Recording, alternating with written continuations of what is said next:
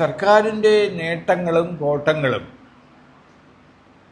ദുരന്തങ്ങളും ദുരന്തങ്ങളെ നേരിട്ട രീതികളും, പ്രകടന പത്രികയിൽ പറഞ്ഞ കാര്യങ്ങൾ നടപ്പിലാക്കിയോ ഇല്ലയോ എന്ന ചർച്ചകളും, പുതിയ പ്രകടന പത്രികയിൽ മുന്നോട്ട് വച്ചിരിക്കുന്ന വാഗ്ദാനങ്ങളും ഇതുപോലെ ചർച്ച ചെയ്യപ്പെട്ട ഒരു തെരഞ്ഞെടുപ്പില്ല. 2018 പ്രളയത്തിന് ശേഷം നടന്ന പുനരധിവാസം, ഏറ്റവും ഒടുവിൽ നടന്ന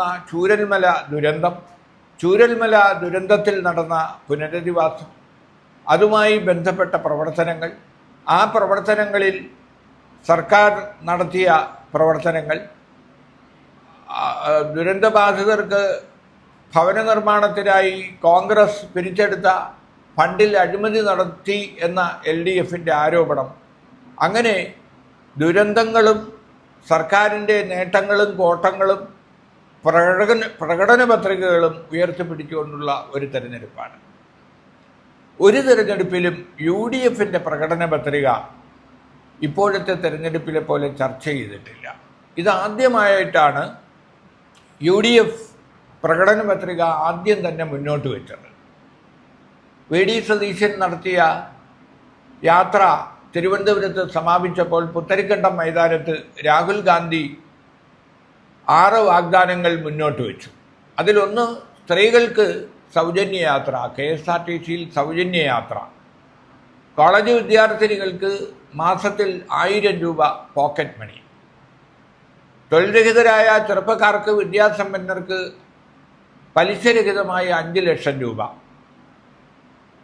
അതുപോലെ പ്രായമായവർക്ക് അവരുടെ ക്ഷേമ പ്രവർത്തനങ്ങൾ നടപ്പിലാക്കാനും നിരീക്ഷിക്കാനുമായി പ്രത്യേക വകുപ്പ്, ഉമ്മൻചാണ്ടിയുടെ പേരിലുള്ള 25 ലക്ഷത്തിൻ്റെ ഇൻഷുറൻസ് പദ്ധതി, ഇത്തരത്തിലുള്ള വാഗ്ദാനങ്ങളാണ് രാഹുൽ ഗാന്ധി മുന്നോട്ട് വെച്ചത്.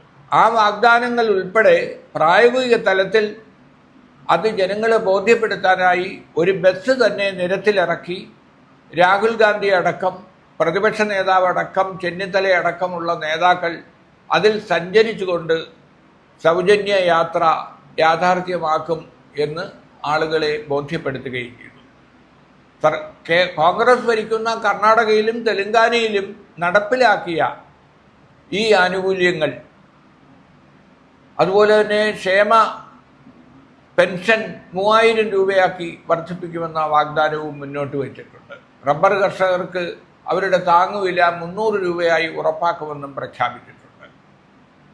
അങ്ങനെ ഒരു പ്രകടന പത്രിക തെരഞ്ഞെടുപ്പ് രംഗത്ത് ചർച്ച ആവുകയും അത് നടപ്പിലാക്കാൻ ഇടയില്ല എന്നാണ് ഇപ്പോൾ ഇടതുപക്ഷം ആരോപിക്കുന്നത്.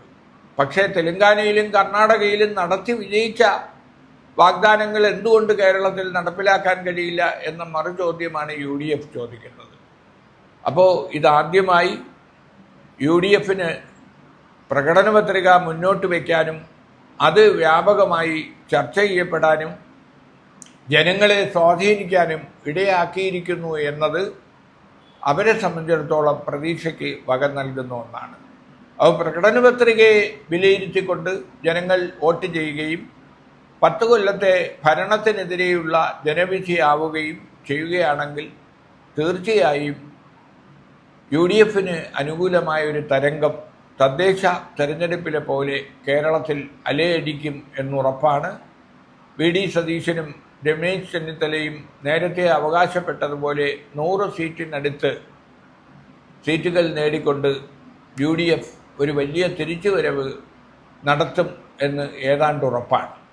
അതിന് അവരെ സഹായിക്കുന്ന ഘടകങ്ങളായി CPMലെ തലമുതിർന്ന പല നേതാക്കളും LDFനോട് വിട പറയുകയും UDF സ്ഥാനാർത്ഥികളായി രംഗത്തിറങ്ങുകയും ചെയ്തിട്ടുണ്ട്. കൊട്ടാരക്കരയിലെ ഐഷാപ്പോറ്റിയും അമ്പലപ്പുഴയിലെ G സുധാകരനും പയ്യന്നൂരിലെ കുഞ്ഞികൃഷ്ണനും തളിപ്പറമ്പിലെ TK ഗോവിന്ദനും VSന്റെ PA ആയിരുന്ന സുരേഷും അതുപോലെ പിണറായിയുടെ അടുപ്പക്കാരനായിരുന്ന PK ശശിയും എല്ലാം UDF സ്ഥാനാർത്ഥികളായി രംഗത്തിറങ്ങുമ്പോൾ അത് UDFന് അനുകൂലമായ കാറ്റിന് ആക്കം കൂട്ടുമെന്ന് ഉറപ്പാണ്.